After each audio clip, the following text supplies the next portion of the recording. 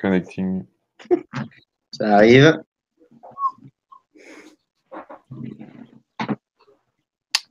C'est bon, on est live. Internet connection. Attention. Unstable. Putain, je suis en Record. live. Voilà. On est Ah, live. on est en live. Ouais, on est live. On est en live. C'est moi Voilà. qui, si tu veux, je peux animer. Hein. Donc, bonjour à tous et bienvenue au Festival de l'entrepreneuriat. Donc, on est aujourd'hui là pour la conférence d'ouverture de ce festival. Donc, on est très heureux d'ouvrir cette édition qui, cette année, est malheureusement 100% en ligne. On a essayé au maximum jusqu'au bout du bout de maintenir ça en présentiel, mais ça n'a pas été possible. Donc, on vous donnera rendez-vous l'année prochaine pour une version physique de l'événement comme ça l'a été l'année dernière. Donc, aujourd'hui, le sujet de la conférence, c'est prédire le succès d'une startup. Et j'ai donc aujourd'hui trois invités de marque qui… Bah, nous, on est connectés, mais pas lui. Ouais. Alors là, on n'entend plus. Voilà. Donc, on a trois invités de marque. Oui. Donc, je vous propose qu'on se présente nous-mêmes. De grandes marques. Donc, je propose à Grégoire de commencer les présentations. Ouais, t'as coupé, du coup, je me suis dit. Non, Oui. vas-y, je te laisse finir. Mais non, je disais, on a pas invités de marque. Donc, ouais. Je bug. Non, apparemment, on m'entend. Là, on t'entend. On m'entend? Ok, super. Donc, trois invités de marque qui vont maintenant se présenter. Donc, je propose à Grégoire de commencer. Bonjour à tous. Du coup, je suis Grégoire Gambato, CEO cofondateur de Génial. Bon, là, je suis un Grenoblois. Je travaille même à Coworking Grenoble. C'est là où j'ai rencontré Marine et Didier à la grande époque. Et après, j'ai monté une boîte qui s'appelle Germinal à Paris. Du coup, au début, on avait un modèle de service en mode agence growth. On a fait ça pendant 2 ans. Ça nous a permis de faire, on a fait 1 million d'euros de chiffre d'affaires la première année, 2 millions la deuxième. Et après, on a pivoté sur la formation en ligne. Et là, on a vraiment on cible vraiment les entrepreneurs pour les aider à atteindre leur 1er million d'euros de chiffre d'affaires avec un outil en ligne qui s'appelle l'Antichambre. Voilà, ça marche bien. On fait à peu près 250 000 euros de chiffre d'affaires par mois actuellement. Et on fait plus du tout de service. Et sinon, je suis assez actif sur LinkedIn pour ceux qui me suivent. Oui, voilà. Du coup, je laisse la parole à Marine. Ok, merci Grégoire. Du coup, moi, c'est Marine. J'ai en effet rencontré Didier et Grégoire à Grenoble, à la grande époque, comme tu dis. Et aujourd'hui, je travaille à Station F. Je gère le programme d'incubation de startups de Station F. Donc, on a accompagné un peu plus de 700 startups depuis le début de Station F. Et je suis aussi partie de Vista, qui est un collectif qui a pour mission de réduire le gap de financement de genre, donc entre les hommes et les femmes, dans les startups, puisqu'il est encore criant. Donc, on mesure ça chaque année et on a des initiatives aussi. Ah. Il faut mieux te m'entreprendre. Ouais. Les gars, j'aime entreprendre qui est là, on vous entend. Ta. Bon, je vais essayer de couvrir leur. Vas-y, couvre. Conversation. Voilà, on empêche Marine de parler. C'est vraiment. Non, si je fais ça, ça sera. Didier, tu peux te présenter. Donc, Didier Bernard, je suis grenoblois également, je suis leveur de fonds, je dirige une société qui s'appelle Rainmakers, on est 4 consultants. Notre slogan, c'est d'accompagner les startups avant, pendant, après les levées de fonds. Dans ce programme, on a dû accompagner sur la durée une centaine de startups. Cette question de prédiction du succès d'une startup, c'est au cœur de toute conversation qu'on peut avoir au début. Lorsqu'un nous appelle en disant j'aimerais bien lever des fonds, on se demande si justement il va pouvoir réussir. Donc j'espère que Grégoire et que Marine auront des super idées pour nous, car la question n'est pas facile. D'accord, merci. Tu voulais parler? Non, vas-y, Pierre, pardon. Moi, dès qu'il y a un blanc, je parle. Faut pas me laisser parler. C'est la règle numéro 1. Je te muterai sinon. Mais donc oui. Donc on va commencer par des questions-réponses pendant à peu près 40 minutes. Et à la fin, on laissera un quart d'heure aux participants de la conférence pour poser des questions. Donc, si vous avez des idées de questions, vous pourrez les mettre dans le chat ou vous pourrez intervenir directement. Donc, voilà. Donc, pour commencer directement dans le vif du sujet, je vais commencer par une question assez large qui est quels sont selon vous les principaux signes qui montrent qu'une boîte va fonctionner? Est-ce qu'il y a des paramètres qui ne sont pas à négliger et qui sont révélateurs de ça? Donc, je ne sais pas qui veut prendre la parole en premier. Allez, j'y vais. Du coup, pour moi, le premier critère qu'on regarde à chaque fois, c'est vraiment l'équipe et sur plein de niveaux différents. Donc, ce qu'on entend souvent, c'est la complémentarité de l'équipe sur à la fois les les compétences, mais aussi les expériences. Et en fait, dans les projets qui échouent à cause des problèmes d'équipe, on se rend compte que c'est pas forcément ça le problème, c'est qu'il y a un mésalignement sur soit les motivations à entreprendre, soit les valeurs personnelles des fondateurs ou des fondatrices. Et aussi, il y a un sujet de ce qu'on appelle le Founders Market Fit, c'est-à-dire est-ce que le profil de ces fondateurs-là ou ces fondatrices-là va être pertinent pour ce problème-là particulièrement.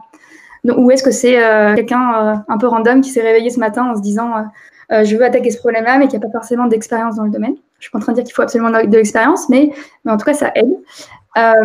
Donc, ce serait surtout ça les critères que je verrais au niveau de l'équipe, qui est le plus important.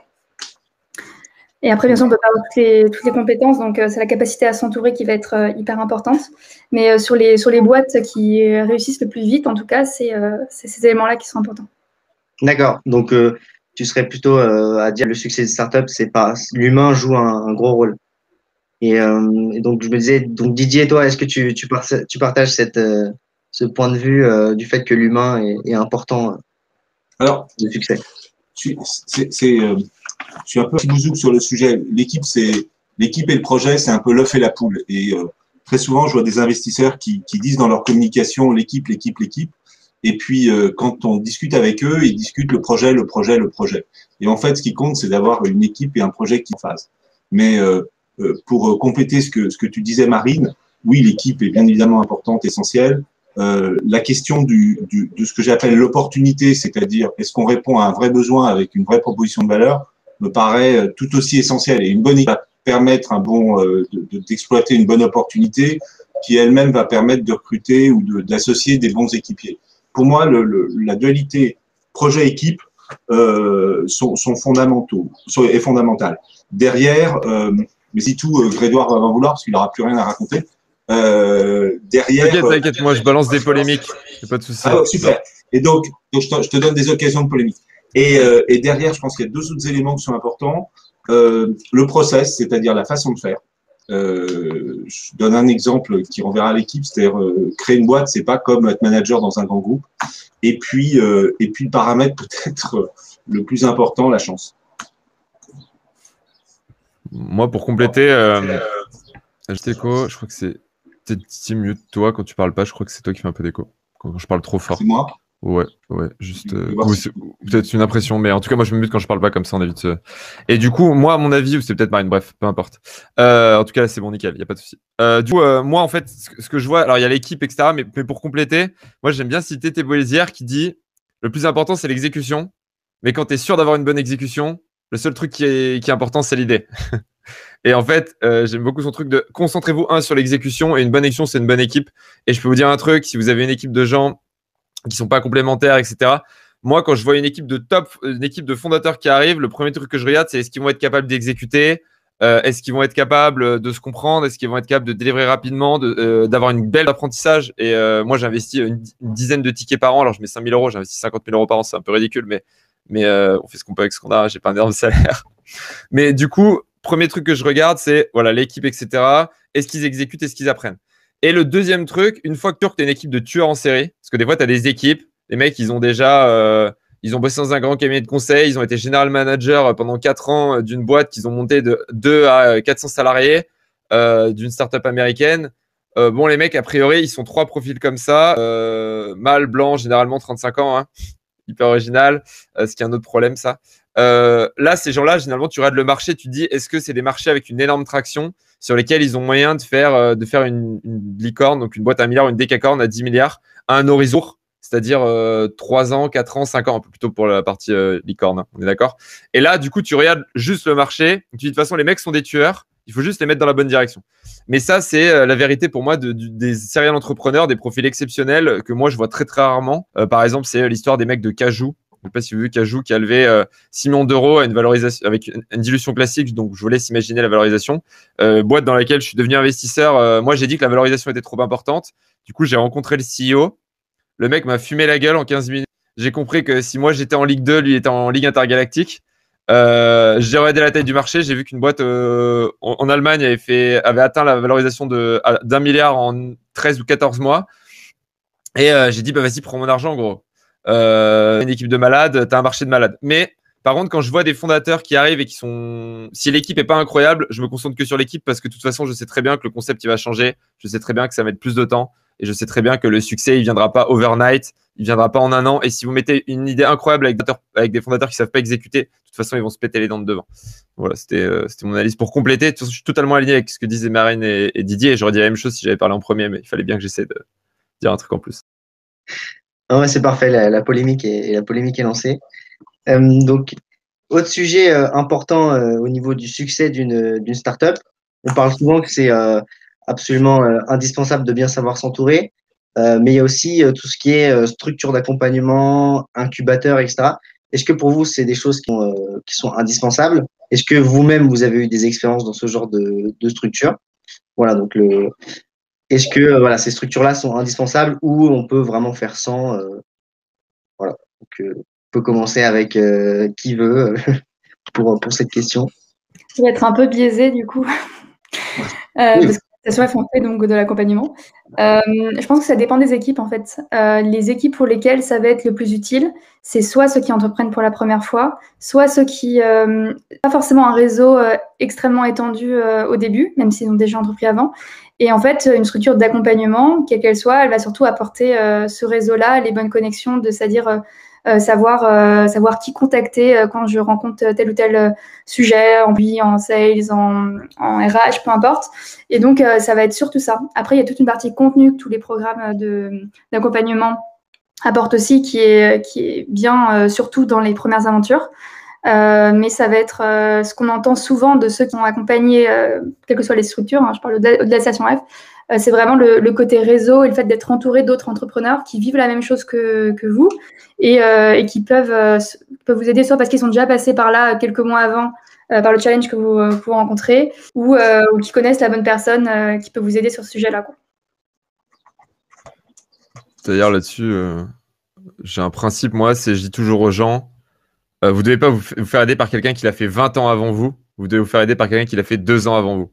Parce que si vous prenez des gens qui sont trop loin, c'est des gens qui vont mal comprendre vos problématiques, etc. Et moi, je fais toujours attention à me prendre des conseils par des gens qui sont une step ou 2 steps au-dessus de moi. Concrètement, si vous lancez un projet à Grenoble et que vous êtes en train de chercher un cofondateur et que vous allez demander, et vous avez l'opportunité incroyable de parler 30 minutes avec Xavier Niel et vous lui demandez comment trouver un cofondateur, il va pas beaucoup vous aider, en fait. Je prends l'exemple de Xavier Niel parce que je suis un fan inconditionnel et en plus c'est lui je crois que c'est lui qui a créé Station F, l'école de etc. Bref, pour ceux qui sont pas au courant. Et là pour le coup, moi ce que je fais c'est que j'aime bien m'accompagner et là où il faut faire attention dans les structures d'accompagnement et pour moi c'est un risque, c'est que quand vous avez que des gens qui sont au même stage que vous. Alors c'est un risque et une opportunité, hein. Je dis pas que c'est pas inutile de voir des gens qui sont en galère avec vous pour vous motiver, c'est génial. Mais moi c'est le truc principal que je reproche, c'est vous mettez des puceaux ensemble et s'ils s'expliquent les uns les autres comment faire l'amour, ça va pas marcher. Et c'est un vrai gros problème. Et c'est une expression que j'ai piquée à quelqu'un, je sais plus qui, mais que je trouve absolument excellente. Et du coup, moi, je dis toujours aux gens, allez voir des steps, un étage, 2 étages après vous. Et ces incubateurs, ces réseaux, c'est génial pour aller trouver des gens qui en sont sortis, qui ont déjà levé, etc.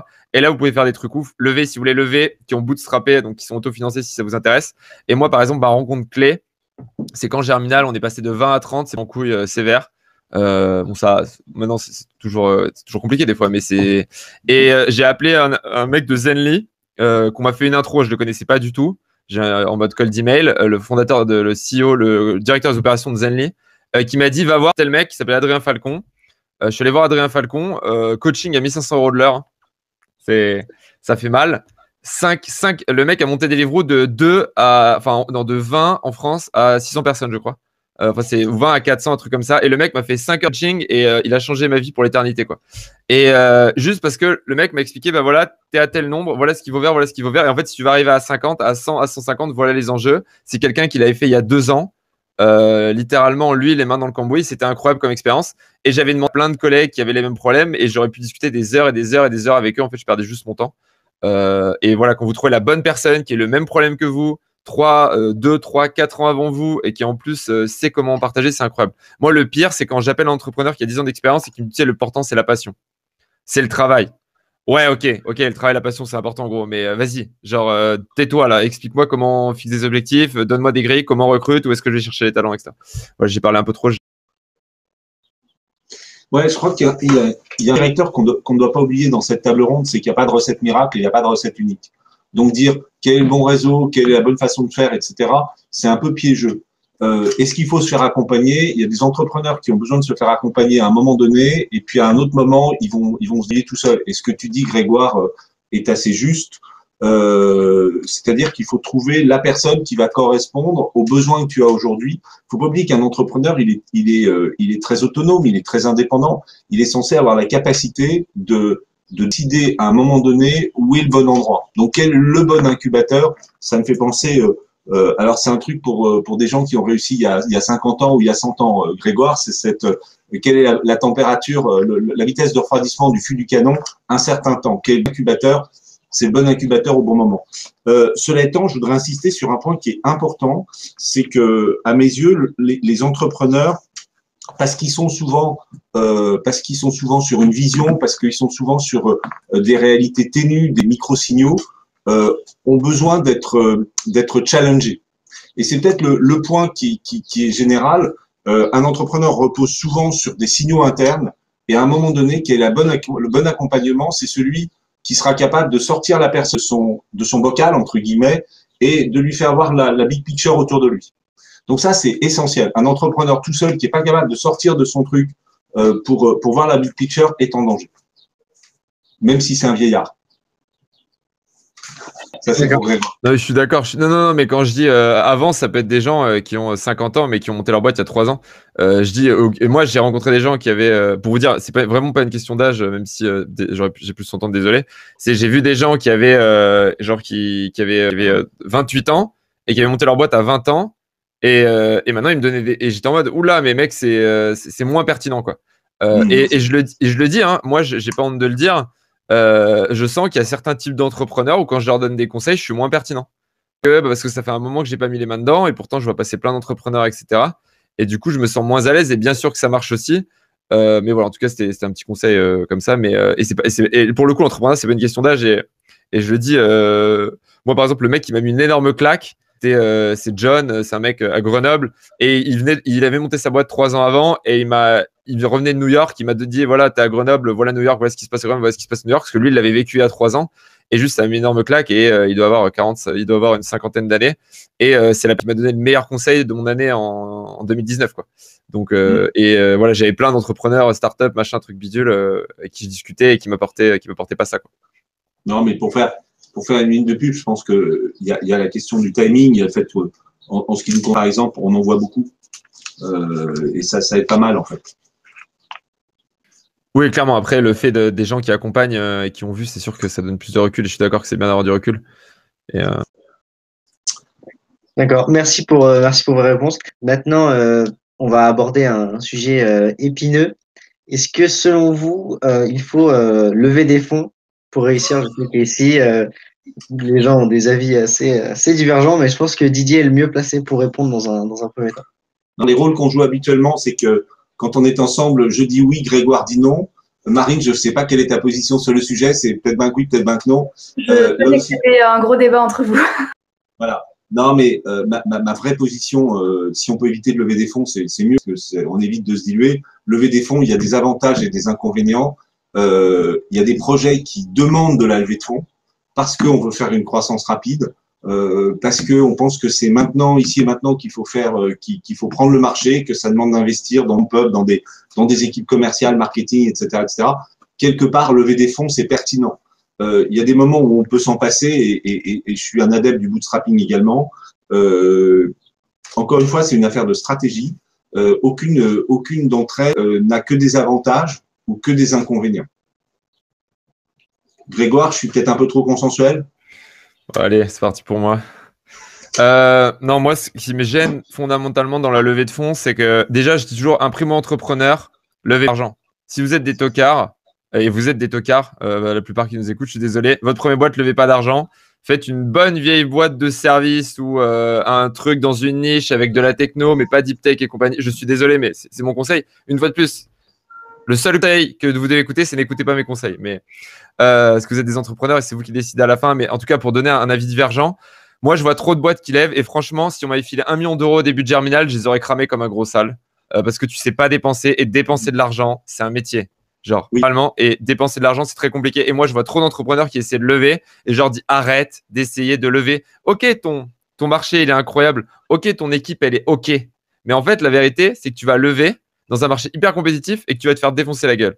Donc, juste prends à dépenser de l'argent, recrute 7, 8, 10 personnes sur un business au début un petit peu où tu joues sur du service, une app mobile, un truc avec une tech qui est pas trop importante, sur un marché assez niché, même si tu n'as pas un marché adressable de 20 milliards, c'est pas grave.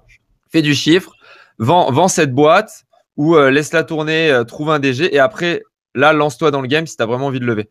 Ensuite, pour aller prendre le contre-pied, donc moi, c'est ce que je recommande. Ne levez pas si c'est votre première boîte, c'est une énorme erreur, vous allez perdre du temps, sauf si vous êtes un XHEC avec 3 ans chez McKinsey. A priori, là, pour lever, ce ne sera pas très compliqué.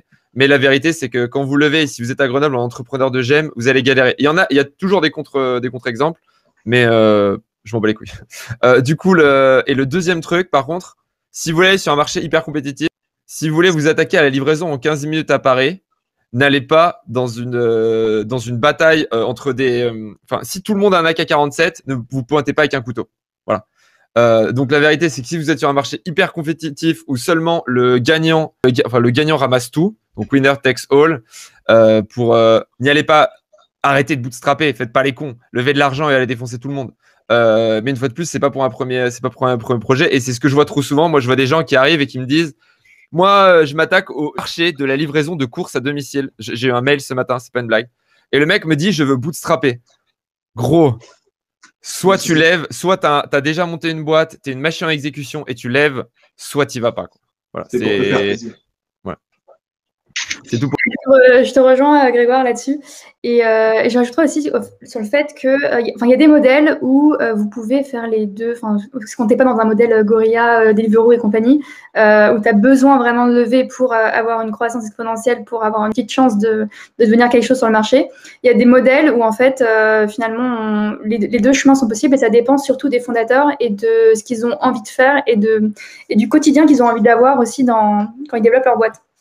C'est-à-dire que si vous décidez de lever, votre quotidien en tant que fondateur ou fondatrice, il sera radicalement différent de ce que si vous bootstrapez. Si vous levez, ça veut dire que tous les 18 mois, il faut qu'il se passe un truc, soit vous revendez, soit vous relevez,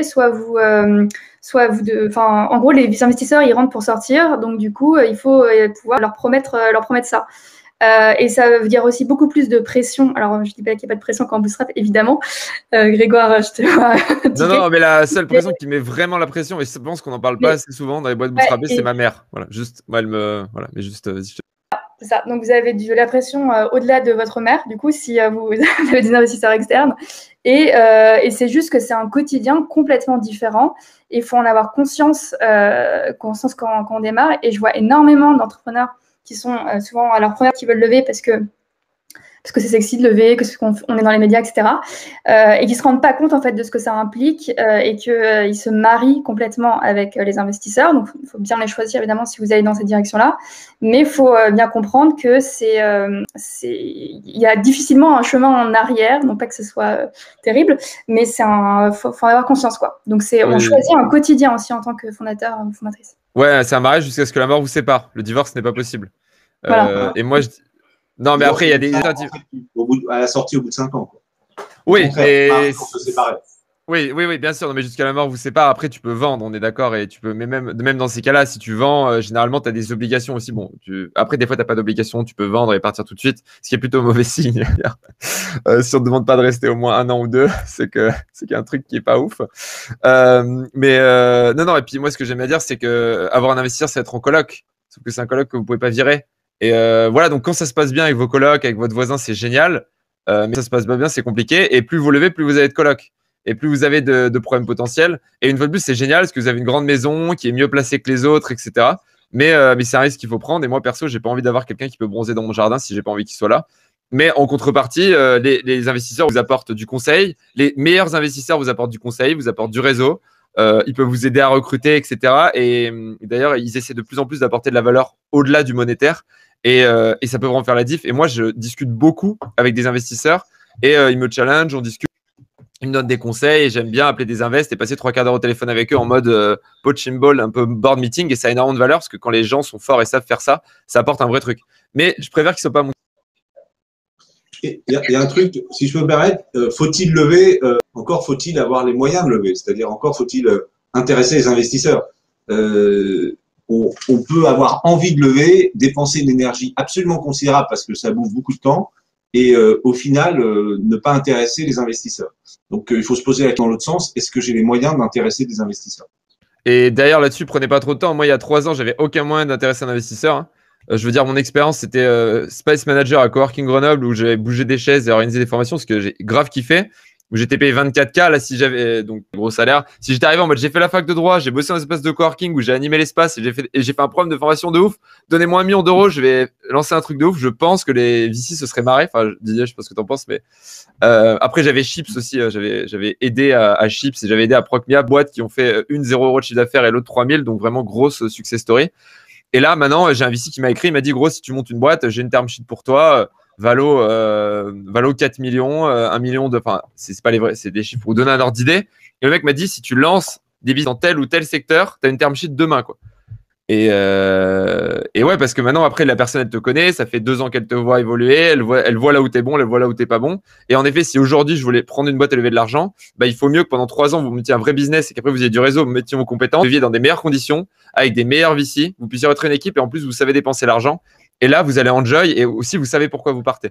Et là, aujourd'hui, peut-être qu'un jour, je montrerai une boîte qui lève de l'argent, si j'ai des objectifs qui sont, bah, si je suis sur un marché hyper concurrentiel, avec un momentum, etc., il y a plein de critères. Et peut-être que je le ferai, mais au moins je le ferai en connaissance de cause. Et je pense que si j'avais levé il y a 3 ans, j'aurais juste creusé ma tombe. En ce qui me...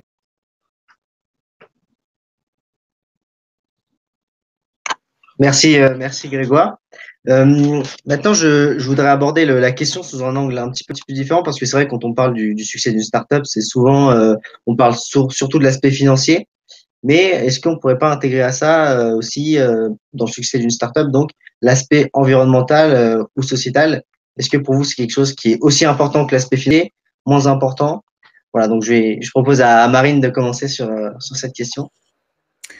Alors pour le succès d'une startup, enfin moi c'est pas forcément l'aspect financier entre en jeu évidemment, mais c'est pas forcément le seul critère tout de suite. Ça dépend aussi. Tout à l'heure en disant que ça dépend du profil des fondateurs, de quels sont leurs leviers de motivation. Il y a des fondateurs qui vont être drivés par l'impact majoritairement, donc ils vont aller vers des boîtes qui sont plus sur des modèles ESS, donc entreprises sociales et solidaires, et où tous leurs bénéfices vont être réinvestis dans la boîte, ou parfois vont être reversés à des initiatives qui sont en lien avec leur cœur de métier. Et c'est des entreprises qui sont rentables, qui font du CA, et c'est tout. C'est pas une asso ou quoi, mais il y a un vrai impact. Et ces entrepreneurs-là, ils sont drivés par cet impact-là. Donc, ils se disent pas demain, je vais être le prochain Deliveroo et être énorme et prendre un marché de dingue. Mais ils se disent, je vais avoir un impact maximum et c'est ça qui drive leur croissance. Et c'est pas juste, je vais avoir de la croissance pour la croissance. Donc oui, carrément, l'impact, qu'il soit environnemental, sociétal ou autre, c'est carrément un driver pour les startups, enfin pour les startups, pas que ESS. Et je le vois de plus en plus avec les dossiers qu'on peut recevoir de startups, que c'est une vraie tendance. Surtout en France, par opposition aux US, surtout en France, qu'il y a de plus en plus d'entrepreneurs qui se lancent sur des business vraiment à impact, et la proportion a vraiment augmenté ces dernières années sur les dossiers qu'on reçoit. On en reçoit beaucoup. D'accord. Didier, tu partages la vision de Marine? Alors, Marine, oui, complètement. C'est-à-dire que la proportion d'entrepreneurs qui sortent vers l'impact est en croissance. Du côté des investisseurs, la proportion de ceux qui s'intéressent aux critères dits ESG est en croissance aussi. Donc, c'est très vrai. Maintenant, on est bien d'accord, une start-up qui réussit sur ces critères, ça l'empêche pas, et tu l'as dit, Marine, ça l'empêche pas d'avoir un devoir de viabilité. On n'est pas dans le monde associatif. Il faut que l'entreprise réponde quelque part à un vrai besoin avec une vraie proposition de valeur, qu'elle arrive à assurer aujourd'hui ou demain sa viabilité. À partir de là, tout est possible et on peut multiplier les critères de réussite. Et très souvent, il y a un lien extrêmement intime entre l'entrepreneur ou l'équipe fondatrice et le projet lui-même, et les valeurs de l'entrepreneur ou de l'équipe fondatrice vont transvaser vers les valeurs du projet. Et bien évidemment, on est dans l'époque et on est de plus en plus ESG, bien sûr. Donc, j'adhère vraiment. Moi, y compris d'ailleurs sur les valeurs que tu défends, Marine, c'est-à-dire Sista, l'équité homme-femme et ainsi de suite, qui sont aussi des valeurs qui, à mon sens, sont en croissance. Pardon, excuse-moi. Non, pas de souci, c'est moi. Moi, ce que je pense aussi, c'est, enfin, pour citer la fondatrice du Fonds 2050, le pouvoir infini de l'argent, c'est-à-dire qu'il faut quand même pas se cacher les choses. Si vous voulez avoir de l'impact, à un moment, il faut avoir une certaine réussite financière. Et moi, je vois trop de personnes qui me disent, alors c'est une réussite financière d'un point de vue boîte ou une audience. Ça peut être avoir une énorme audience. Et moi, je vois beaucoup de gens qui ont de l'impact et je leur dis, mais si demain, tu fais du zéro déchet chez toi ou que tu as une égalité homme-femme dans une boîte parfaite, mais vous êtes deux, bah, en fait, tu vas pas inspirer les gens et tu vas pas pousser les comportements. Et pour moi, c'est important de mettre le curseur parce qu'il y a ça et à l'opposé. Et la vérité, quand on vous fait un milliard, ce qui se passe généralement, c'est il y a un pourcentage, je crois que j'avais lu, affolant de fondateurs qui font une dépression. C'est-à-dire que quand vous battez pour un truc et que d'un coup vous avez cet argent, vous dites mais qu'est-ce que je vais en faire en fait? Enfin, je veux dire, c'est génial hein, d'avoir 5 millions d'euros sur son compte en banque. Si j'ai 5 millions d'euros sur son compte en banque, je serais chaud. Il n'y a pas de. N'hésitez pas. Hein. Mais il y a un moment, quand tu as ces 5, 10, 15 millions, il y a un moment, tu fais bon, bah voilà, c'est cool, mais tu sais, il y a une sorte. C'est vraiment un truc d'entrepreneurs qui ont la vingtaine de vouloir avoir ça. Et je vois beaucoup d'entrepreneurs qui ont fait un exit, qui disent maintenant, je veux une boîte qui fait du sens pour moi parce que je me rends compte que je vais avoir plus d'impact. Donc il y a ces deux extrêmes. Il y a je veux avoir mon chèque, quoi qu'il en coûte. Et je me mets dans les bois et je fais pas de déchets et c'est génial. Et du coup, et je trouve qu'en effet, il y a un curseur qui est en train de bien se positionner chez les entrepreneurs, de dire je veux avoir de la. Et moi, moi, à titre perso, on a fait clairement le choix de renoncer à une certaine partie de croissance en faisant des choix, en se disant on va développer des produits sur des formations qui ont plus d'impact, mais qui font moins, qui ont un gros impact sur les gens, mais qui font moins de chiffre d'affaires, par exemple. Parce qu'il y a des choses où parfois vous pouvez optimiser, faire plus de chiffre d'affaires, mais en fait, bah, c'est dans des mauvaises conditions. Pareil, à un moment, on a diminué notre croissance parce qu'on était des gros blaireaux et qu'on avait recruté, on était 14 mecs de tous les milieux sociaux. Hein. Par contre, pour le coup, on avait vraiment Paris, province, des gens qui n'avaient pas le bac, des gens qui avaient fait des grandes écoles, etc. Mais juste, on s'est rendu compte dans notre délire qu'on avait une très belle représentation de la société française, mais juste une moitié. Donc, on avait toutes les échelles de haut en bas, entre guillemets. Et du coup, bah, à un moment, on s'est posé sur les recrutements et on a pris le temps de se dire maintenant, il faut qu'on chasse. Pour des femmes et qu'on a, il n'y a pas de candidats femmes et du coup on a revu nos offres d'emploi, etc. Et je sais que c'est un truc qui a pris un peu de temps et on n'a pas fait de discrimination positive pour le coup, on prend toujours les meilleurs. Mais si vous voulez qu'à la fin ce soit une femme qui soit la meilleure, bah faut aller les chercher si elle candidate pas parce que vous avez une boîte des mecs. Et par exemple la première femme qu'on a eue, Mathilde, c'était vraiment, elle est venue, elle a dit c'est ma mission. Genre parce que quand vous êtes la première femme qui arrive dans une boîte avec 14 mecs, elle a dit voilà, moi c'était une féministe convaincue, elle a dit c'est ma mission, vous voulez transformer la boîte, et ben je suis prêt à être la première femme. Et elle pouvait mettre des cartons jaunes et des cartons rouges pour qu'on réforme un peu la culture, et ça a pris 6 mois et aujourd'hui on a un équilibre, on a entre 45 et 65% de femmes chez Germinal en fonction des. Et maintenant d'ailleurs on cherche plus parce que maintenant c'est naturel et c'est très cool. Pareil sur les milieux sociaux, maintenant qu'on fait plus gaffe parce que maintenant on a vraiment des candidatures qui viennent des gens qui ont le bac, pas le bac, etc. Mais voilà, et je sais qu'à un moment on s'est dit bah on recrute moins, mais parce que c'est pas grave, en fait on grandit moins vite. Mais moi j'ai pas envie de créer une boîte, j'ai envie de créer une boîte qui soit en accord avec mes valeurs.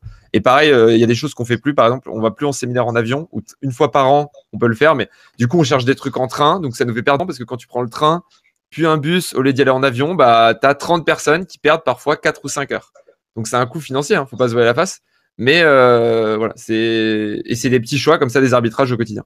Et je pense que ça peut faire la diff et c'est cool d'en parler. Voilà, c'était pour compléter ce qu'on disait. Carrément, c'est hyper cool que tu partages ces exemples, Grégoire, parce que quand on parle de boîtes à impact, on pense tout de suite à ceux dont la mission à cœur est de l'impact, mais en fait, il y a 1000 manières d'avoir de l'impact. Et ce que tu dis là, Grégoire, c'est exactement ça. Et du coup, tu parles d'actions concrètes que tu as mises en place pour attirer, une fois que tu avais la première femme, disons, qui était l'ambassadrice du sujet. Est-ce que tu as 2-3 tips à donner à ceux qui sont dans des boîtes qui cherchent à avoir plus de diversité, de mixité, de diversité? Ce serait quoi le top 2-3 des tips? Bah déjà, moi j'ai fait relire toutes mes offres d'emploi par 4 RH femmes pour le coup. Et elles m'ont défoncé. Mais genre, elles m'ont dit, mais il y avait des mots, des termes, des expressions. Mais ça paie la testostérone. Mais de la même façon que parfois, je suis désolé, mais tu as des offres d'emploi girly, tu vois. Tu as des boîtes où il y a 95% de femmes et tu vois l'offre et tu es un mec, ça te fait peur. Bah, c'est exactement pareil. Là, les femmes, c'est vraiment dans les deux sens. Hein. Et du coup, on a revu ça. Un autre truc qui a été game changer vraiment, c'est qu'on a rajouté une phrase. On s'est mis à mettre beaucoup moins de compétences pour le poste. C'est-à-dire en étant sur vraiment les choses importantes et pas mettre le reste. Parce qu'en fait, il y a un énorme effet. c'est que les hommes, quand ils ont, c'est une étude, hein, c'est pas moi, c'est Harvard Business Review, un jeu. Quand ils ont 100% des compétences, ils y vont. Et les femmes, il faut qu'elles aient 90%. Et du coup, on a réduit le nombre de compétences et on a mis une phrase, si vous n'avez pas toutes les compétences, vous pouvez candidater quand même, on en parlera. Et 95% des nanas citent cette phrase en entretien. Mon RH, il a pété une durite. Il était en mode, mais en fait, on est des énormes blaireaux. Et du coup, on s'est mis à avoir beaucoup plus de candidatures de femmes. Et dernière chose, quand on est sur des postes, comment dire, où il y a moins de femmes, culturellement, on peut pas changer ce qui se passe à l'école. Enfin, on peut essayer, mais je veux dire, c'est pas mon rôle en tant qu'entreprise, j'aurais pas un impact direct. On chasse. Et en fait, le fait de chasser des femmes, ça fait quoi? Ça fait qu'en fait, on s'assure toujours qu'au début du process, on est autant d'hommes que de femmes dans le process. À la fin, on recrute le meilleur. Je le répète, il n'y a pas de. Et d'ailleurs, si vous commencez à prendre une femme parce que c'est une femme, vous détruisez. En fait, vous minez sa qualité et vous détruisez votre culture. Parce que du coup, si vous prenez une femme, d'ailleurs, on le dit souvent, le jour où on pourra recruter des femmes incompétentes, c'est le jour où on sera une vraie parité. Mais en attendant, vous êtes obligé de recruter vraiment le meilleur profil. Parce que si vous mettez le doute dans vos équipes, en fait, vous minez, vous détruisez votre culture. Et du coup, nous, ce qu'on fait, c'est qu'on chasse. Et en fait, le fait de chasser des femmes, si toutes les boîtes font ça, en fait, donc désolé, chasser, c'est bizarre, mais c'est vraiment un terme RH. Mais du coup, c'est très, je suis pas du tout à l'aise. Je sais pas comment trouver un autre terme, démarcher peut-être. Si vous ne démarchez pas des candidates, en faire ça, du coup, les candidates seront plus, du coup, elles auront des meilleurs salaires parce qu'elles elles auront des meilleures opportunités, etc. Et du coup, ça va aussi créer des femmes dans des postes plus hauts et ça va créer des rôles modèles. Et en fait, au début, ça va faire qu'il y aura plus de femmes qui vont aller dans ce poste parce qu'elles vont dire il y a des meilleures opportunités, on les voit, etc. Et d'ailleurs, et je finirai là-dessus, nous, pour éviter la négociation, on a des grilles de salaire transparentes. Et en fait, en faisant ça, on se rend compte qu'en moyenne, pour vous dire, et je finirai là-dessus, notre DAF qu'on a recruté, l'homme, 3 ans d'expérience, dont 1 an et demi en apprentissage, avait demandé 70K pour le poste. Une nana qui a bossé 6 ans chez EY, 4 ans en startup comme DAF, avait demandé 62K. C'était à mourir de rire. C'est-à-dire que c'est quelqu'un qui a 10 ans d'expérience, qui demande 62, et quelqu'un qui a 1 an et demi d'expérience en vrai, qui demande 70. Et en fait, c'est du coup, dans des grilles, on a évité que les hommes soient en permanence mieux payés. Et maintenant, systématiquement, les femmes, on leur propose quasiment toujours plus que ce qu'elles demandent, selon notre grille. Et les hommes, on leur demande toujours de renoncer à 5 ou 8K sur leur REM pour les hauts salaires. Je ne parle pas des salaires d'entrée. Mais en tout cas, ça fait la différence. Une question pour toi, Grégoire. Quand on dit ça à des boîtes qui cherchent à avoir plus de femmes dans leurs équipes, surtout sur les métiers tech, la réponse qui est souvent donnée, c'est je ne trouve pas parce qu'il n'y en a pas, parce que le marché est comme ça. Comment est-ce que toi, tu as fait pour les chasser, pour apprendre tu vas sur LinkedIn, tu filtres et tu leur écris toutes. Et ouais, il y en a peut-être que 10%. Mais 10% de 200 000, ça va être toujours 20 000. Hein. Genre, bien. Et moi, souvent les boîtes qui disent il n'y a pas de femmes. Mais nous, en growth, dans les équipes growth, je pense qu'on est d'accord que ça tech, le growth marketing, enfin, pas le côté market, vraiment le côté un peu technique, dev, etc. Je crois qu'on a 45% de femmes dans l'équipe. Hein. Et bon, sur les devs, pour l'instant, on a 100% d'hommes, mais ils sont 2, donc on leur en veut pas. Mais en tout cas, oui, il faut juste aller les chercher, en fait. Et ce que je vous dis, si vous allez les chercher, vous allez créer, en fait, un mouvement positif de façon générale, parce que c'est des personnes qui vont être plus mises en avant à des meilleurs postes, qui vont être mieux payées, et ça va créer un élan. Et bien sûr que si toutes les boîtes se mettent à chercher des femmes, ça va peut-être être problématique, mais le jour où on aura ce problème, que les femmes seront démarchées en permanence pour des postes à responsabilité, je pense qu'on aura déjà un début de solution et qu'au début du funnel, on va créer quelque chose de différent. Mais alors, si vous dites qu'il n'y en a pas. Alors, il paraît que je discutais avec un investisseur qui cherchait à changer de fonds. Et il disait c'est impossible aujourd'hui pour un directeur de participation de trouver un job parce que tous les fonds veulent recruter des femmes. Est-ce que c'est vrai, Marie? Alors moi, je travaille pas dans un fonds, mais je connais pas mal de fonds. Est-ce que c'est vrai? Il y a une volonté de diversifier les équipes dans les fonds comme un peu partout, parce qu'il y a beaucoup plus de bruit médiatique autour de ça, et que ça construit aussi la marque employeur, pour être totalement honnête.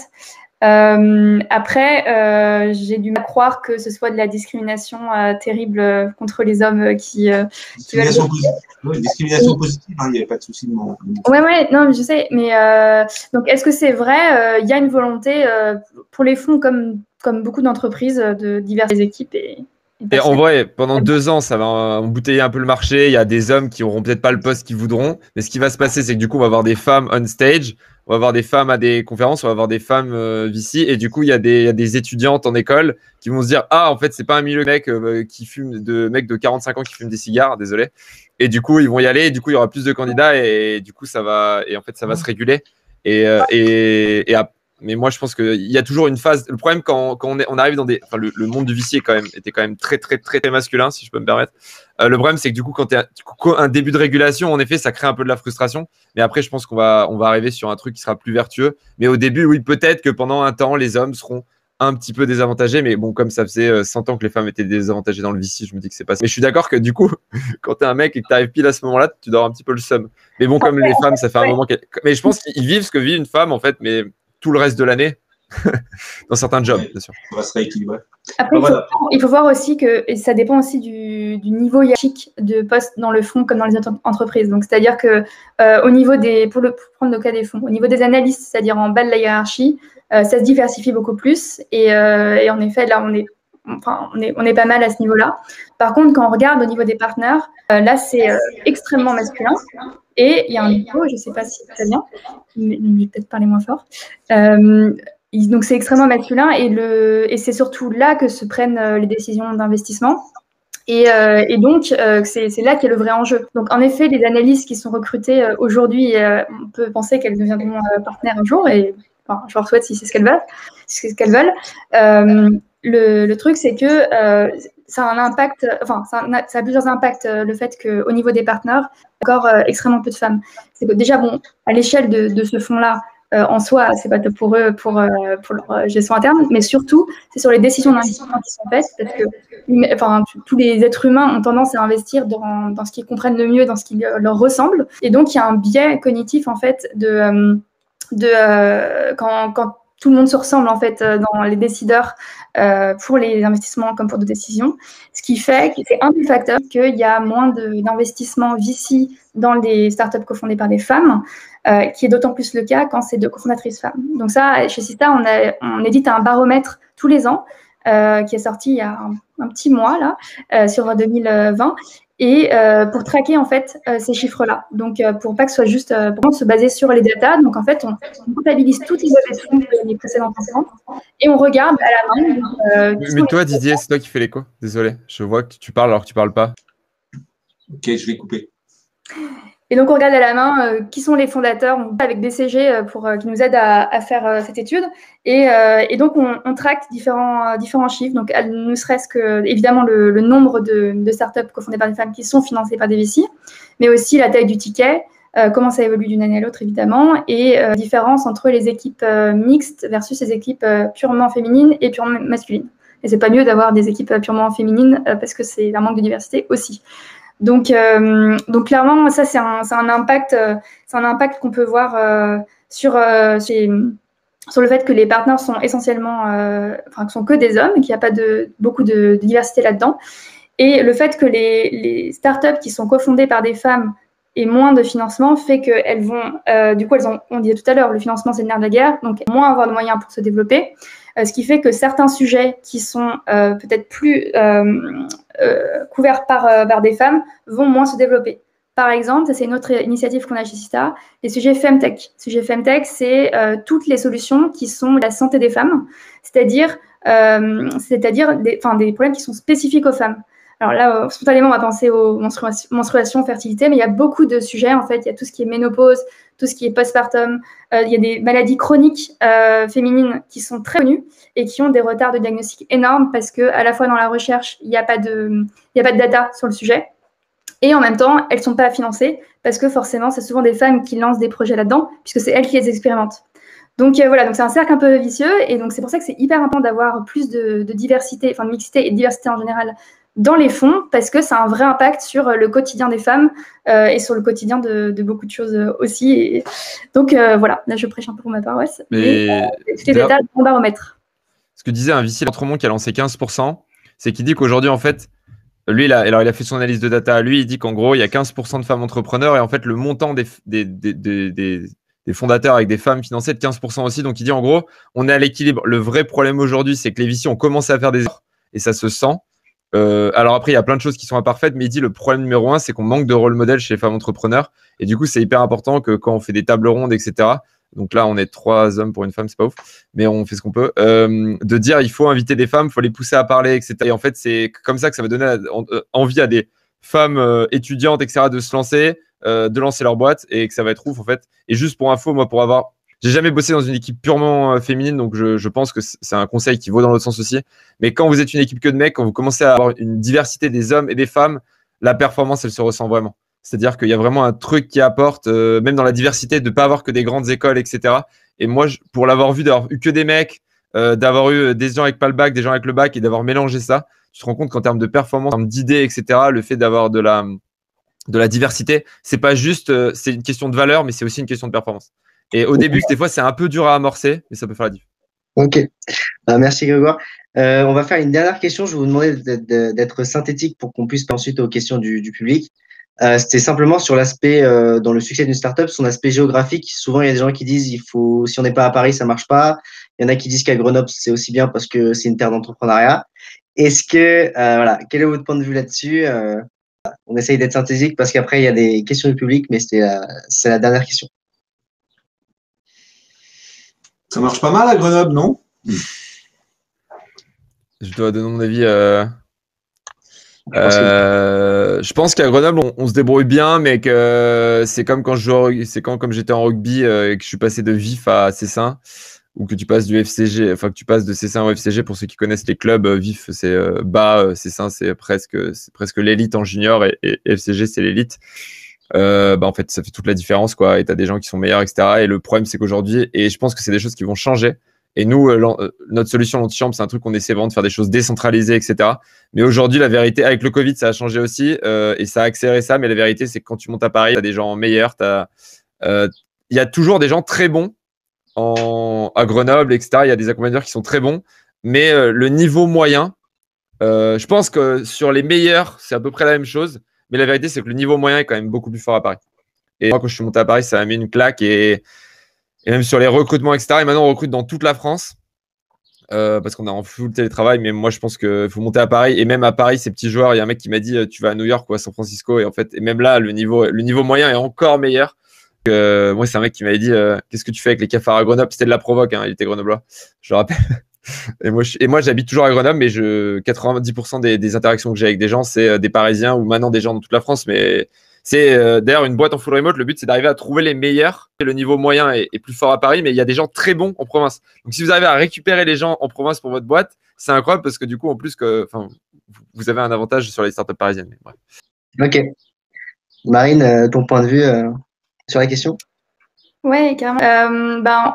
Depuis 2020, moi, je trouve qu'il n'y a plus trop de régions. Alors, j'ai fait mes études à Grenoble, donc je connais un minimum.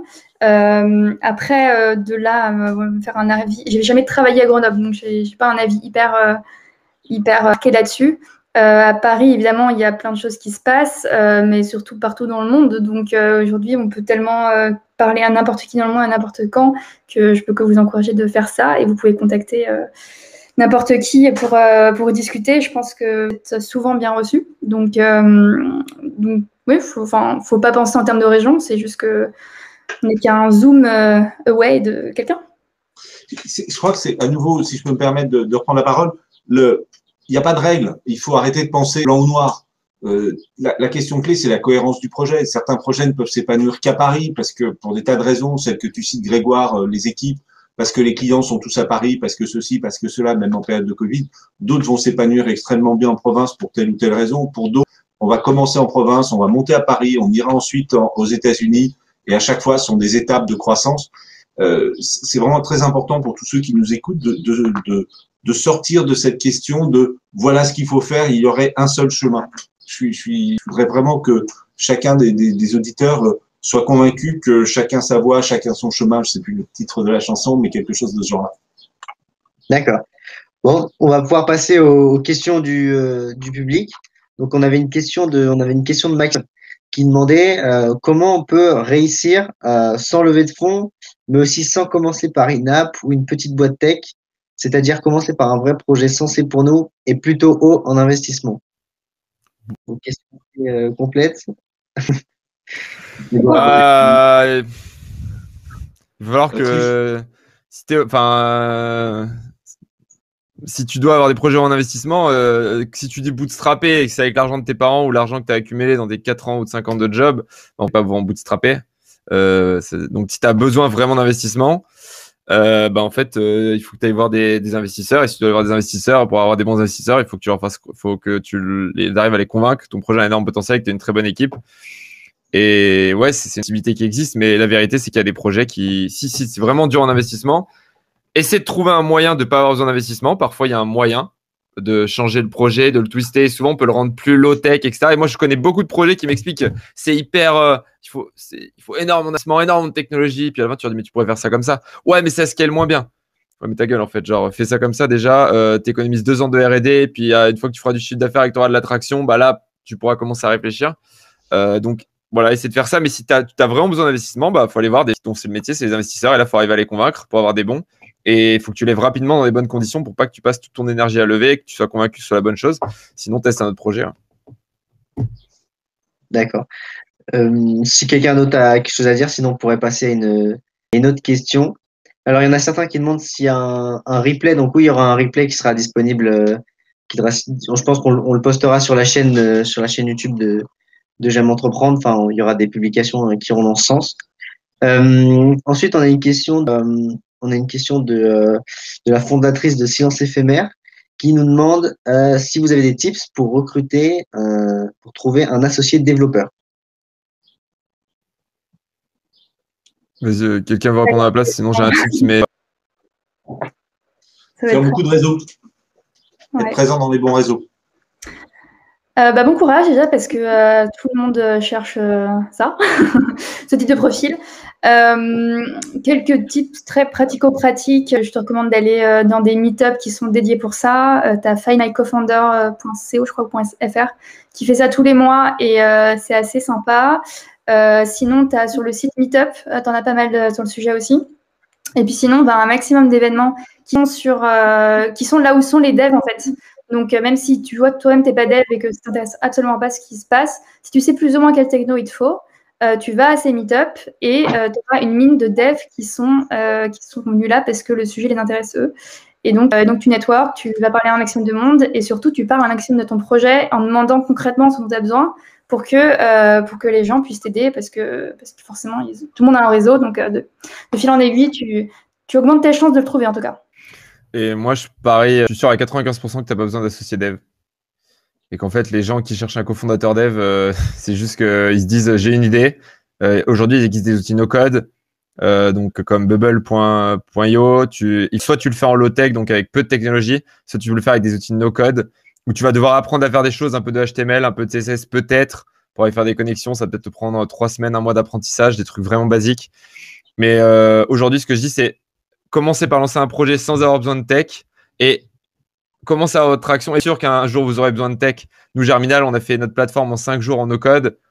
Aujourd'hui, j'ai une équipe produit de 6 personnes qui bossent dessus pour la rebuild parce qu'il y a plein de fonctionnalités qu'on ne peut pas avoir. On est limité dans plein de choses et on ne peut pas aller au bout de notre truc. Et OK, ça génère 250 000 €, mais on ne pourra jamais générer plus avec cette plateforme-là où ça va vraiment dégrader l'expérience. Mais la vérité, c'est que commence par faire du no-code au maximum.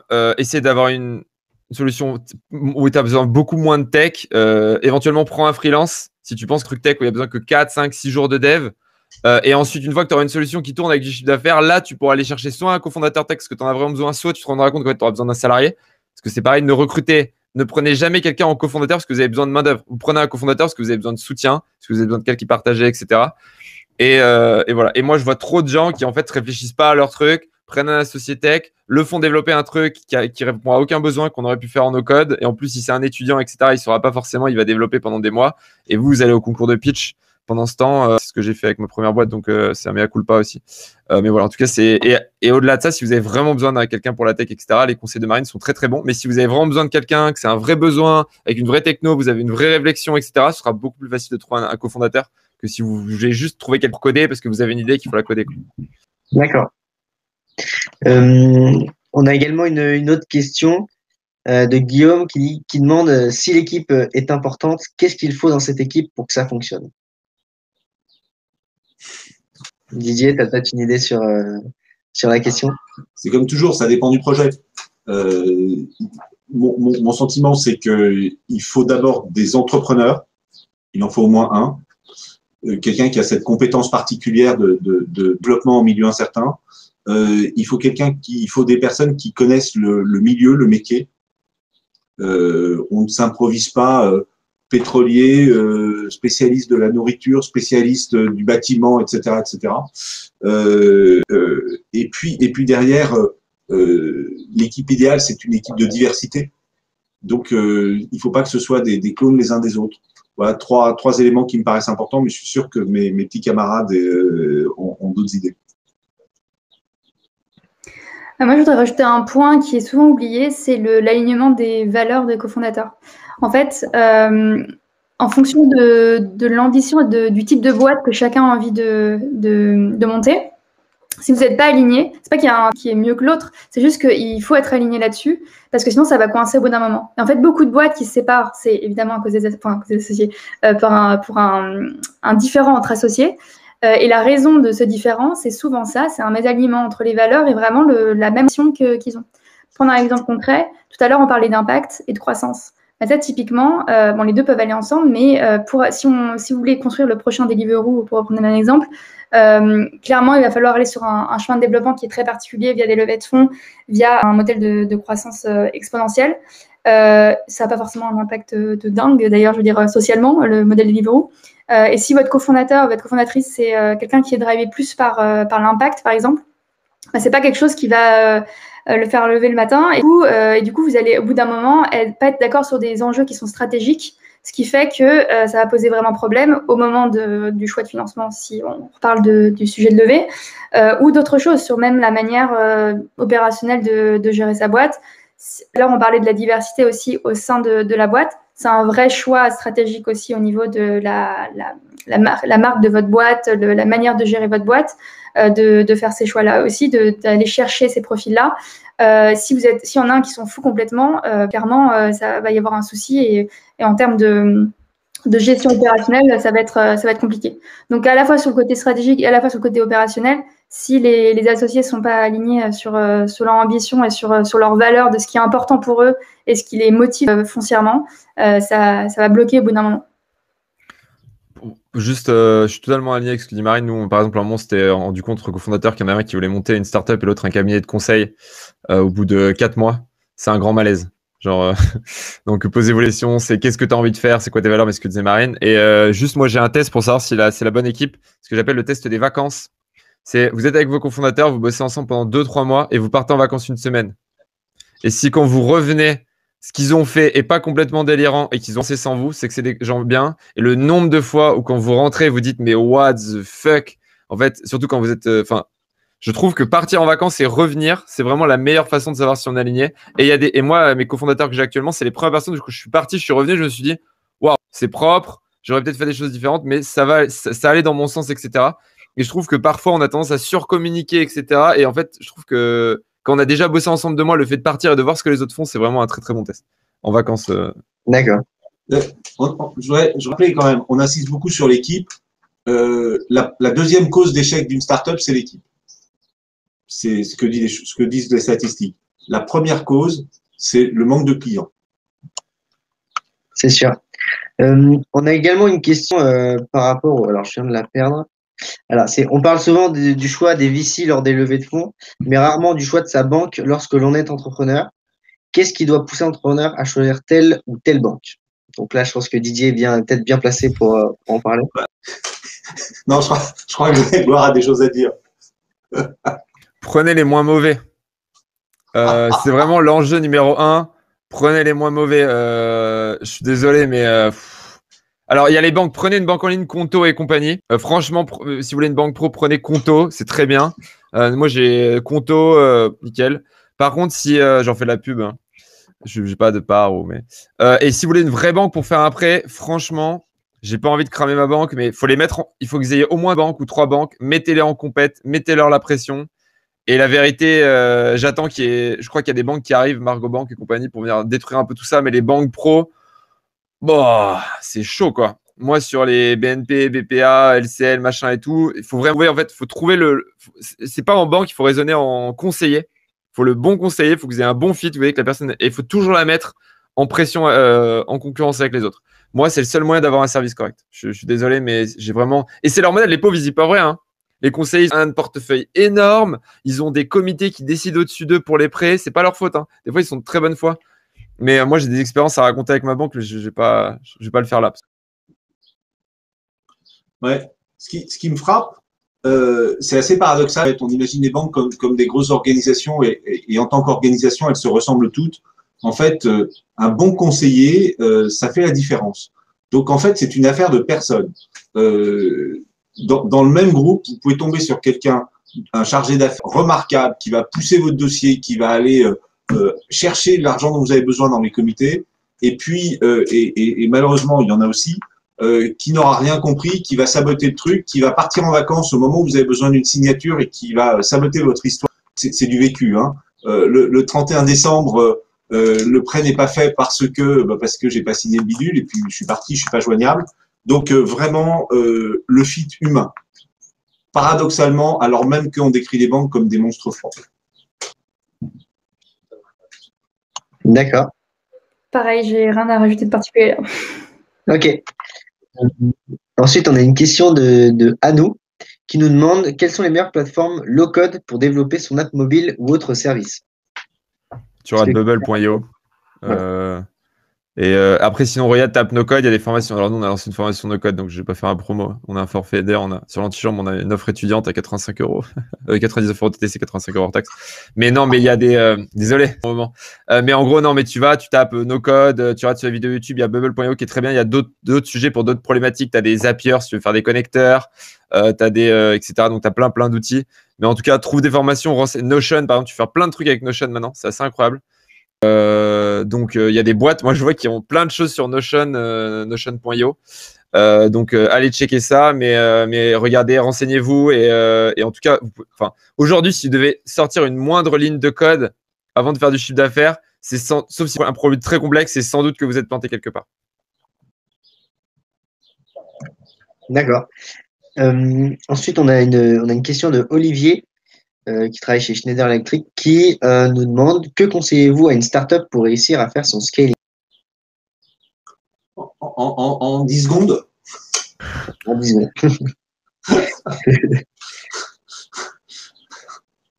secondes. Alors c'est chaud là. Là, Didier, je suis d'accord avec toi. Non, là, ce qu'il faut, c'est alors déjà, il faut box. Faut trouver les problèmes, faut identifier les problèmes. En fait, le scaling, c'est problème après problème. Et en fait, tu as un problème critique qui va te tuer. Et quand tu l'as résolu, tu as un autre problème critique qui va te tuer. En gros, le jeu, c'est ça. C'est tu vas de critique en problème critique. Et il faut arriver à les solve le plus. Putain, je suis vraiment connard avec mes termes anglais. À les régler le plus vite possible. Et pour moi, ça passe par quelqu'un qui l'a déjà fait dans ton secteur. Donc moi, par exemple, d'ailleurs, Valérie Legoubet qui m'a été recommandée par Didier il y a 3 ans et qui me coach toujours, ce qui est quand même une performance incroyable, la pauvre. Je crois qu'elle pète un peu des câbles, mais en gros, chaque fois, elle me voit arriver, elle me dit waouh. Mais elle, par exemple, elle met sur la partie RH et elle met beaucoup sur la partie culture, RH, sur le feedback, etc. Et c'est quelqu'un qui m'a accompagné depuis le début. J'avais Adrien Falcon sur la partie orga. J'avais quelqu'un qui m'aidait sur la partie roman, comment chasser des gens sur certains types de profils en fonction de tel type de problème, sur la partie process, etc. De trouver les bonnes personnes au bon moment, de trouver les bons bouquins. Il y a des livres qui changent votre vie. Extreme Ownership, par exemple. Je trouve que quand vous avez une organisation d'une dizaine de personnes, donc responsabilité absolue en français, lisez-le en anglais, hein, il est très très mal. C'est incroyable. Ben Horowitz fait des bouquins incroyables sur la culture, What You Do Is Who You Are, Hard Things About Hard Things, etc. Et en gros, voilà, trouvez le bon livre, trouvez la bonne personne et aller et résoudre un problème à la fois. C'est une façon de scaler. Voilà. En tout cas, pour rapidement à cette question qui est très large. D'accord. On a également une question de Didier, tu avais quelque chose à ajouter? J'aime beaucoup cette phrase un papillon n'est pas une grosse chenille. En fait, scaler, c'est changer d'identité. D'accord. Il y a un enjeu que les fondateurs ont souvent en scaling, c'est de se scaler eux-mêmes. C'est-à-dire que votre rôle en tant que fondateur au jour 1, il n'a strictement rien à voir avec quand vous êtes 30, vous êtes 100 et quand vous êtes 1000.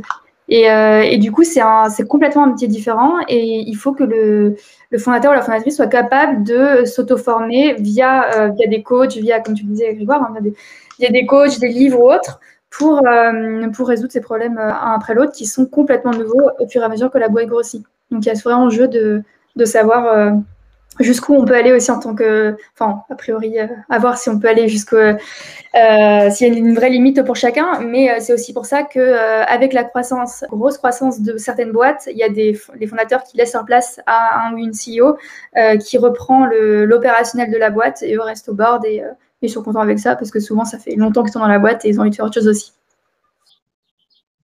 D'accord.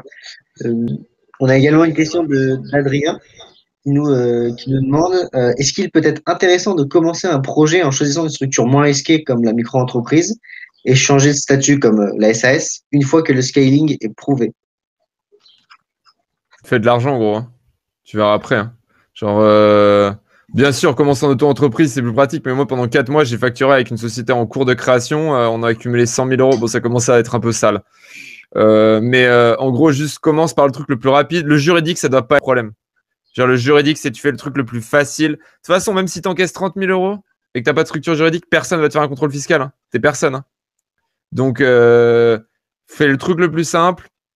Et le juridique, et une fois que tu as commencé, par contre, c'est pareil, notre marque, on l'a déposé 6 mois après s'être lancé. Je vois plein d'entrepreneurs qui disent ouais, j'ai une enveloppe solo et tout. Je suis en mode gros, juste ta marque, personne va te la piquer, tu vois. Au tout début, quand t'es personne.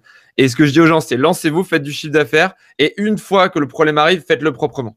Donc, quand vous faites vos contrats, au début, faites pas de compte vos clients. Puis une fois que vous avez 5-6 clients, faites des bons contrats. Au début, commencez en structure juridique, commencez à encaisser 7-8 000 euros. Et après, faites une structure juridique bien câblée. Au début, souciez-vous pas de votre marque, mais le jour où vous faites votre marque, prenez un avocat, faites une belle étude d'antécédents, etc. Voilà, c'est vraiment les que je donne en tant qu'ancien juriste aussi. C'est vous prenez pas la tête sur le juridique parce que souvent dans l'action, vous vous rendez compte que votre besoin, en fait, il a complètement changé et que c'est pas du tout ce que vous vouliez. C'est comme les gens qui négocient des pactes d'associés alors qu'ils n'ont jamais bossé avec leurs associés. Bossez 3 mois avec vos associés et faites un pacte d'associés après. Mais quand vous le faites bien. Parce que par contre, je peux vous assurer que quand vous faites 3 millions, 4 millions par an, il y a vraiment des trucs. Votre boîte peut s'arrêter et mourir à cause d'un problème juridique ou administratif. Si vous l'avez mal fait au début. Au début, non, mais après, oui. Donc, au début, quand vous le faites, faites-le bien. D'accord. Bah, merci à vous trois pour les réponses que vous nous avez apportées aujourd'hui. Parce que la conférence donc, touche à sa fin. On a un petit peu dépassé. Il y avait beaucoup de questions. On n'a pas pu répondre à toutes. Donc, on va mettre fin à la session. Simplement, pour vous rappeler que demain, il y a encore 2 conférences et 2 ateliers qui auront lieu. Donc, il y aura une conférence en anglais sur le sujet Checklist to Succeed with Your Startup. Et ensuite, il y aura également une conférence sur entreprendre avec pour mission avoir un impact environnemental positif. Et on a également 2 petits ateliers auxquels vous pouvez toujours vous inscrire. Un avec Lemlis qui va vous expliquer comment utiliser le mailing pour faire décoller sa startup. Et un autre atelier sur l'entrepreneuriat de l'école à son premier client avec Mansour, le fondateur de Mentor Goal. Et ensuite, samedi également, pour vous rappeler, il y a le Meeting Village qui est un espace de rencontre et d'échange avec tout l'écosystème entrepreneurial grenoblois, donc un espace de networking. Donc, vous pouvez aller rencontrer des boîtes, des incubateurs, etc. Et ensuite, on clôturera le festival par la finale du concours entrepreneur. Donc, on a 4 entreprises, 4 startups qui s'affrontent en finale du concours. Au début, il y en avait 30, maintenant, elles sont plus que 4. Et il y a 20 000 euros qui sont en jeu, donc gros enjeu. Et on vous attend nombreux pour ce concours de pitch qui aura donc lieu samedi à 16h. Donc, je vais vous mettre dans le chat la landing page de l'événement, le petit site internet, voilà. Donc, si vous n'êtes pas encore inscrit à tous ces événements, comme ça, vous pourrez. Voilà. Donc, merci encore à vous trois. Et, une dernière chose, si on a 10 secondes encore qui restent, pour ceux pour les participants, si vous veniez à cette conférence pour savoir si votre startup allait marcher ou pas, parce que vous hésitez à vous lancer, vous attendiez un signe ou quelque chose. Donc ça, c'est le signe. Allez-y, essayez. Et au pire, vous ratez. Et puis, être étudiant, c'est le meilleur pour tester. Vous avez 0 enjeu. Donc, vraiment, faites-le. Au pire, vous ratez et personne ne saura. Et si on le sait, c'est pas grave. Vous referez un truc qui marchera mieux. Donc, vraiment, allez-y et testez, quoi. Ouais, lancez-vous. Hein. Moi, c'est la meilleure chose que j'ai fait de me lancer. Hein. J'ai planté 2 boîtes. D'ailleurs, Didier m'avait beaucoup aidé sur une boîte que j'avais rejoint pendant un petit moment. Si, je t'assure. Et lancez-vous. Et franchement, on ne sait jamais si on est fait pour être entrepreneur, mais si vous êtes fait pour ça, ça va changer votre vie à tout jamais.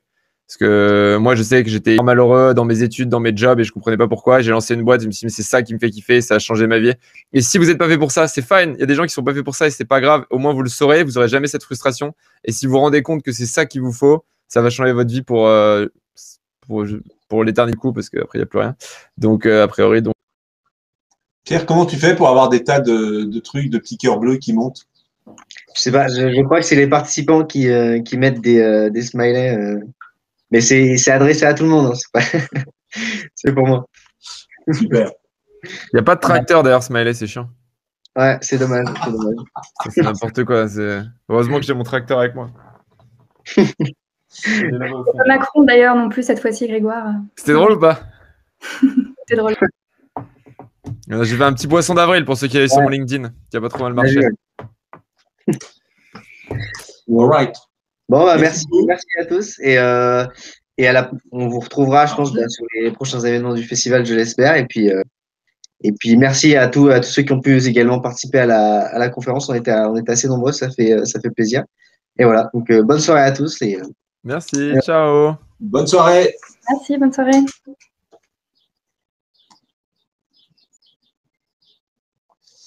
Alors, comment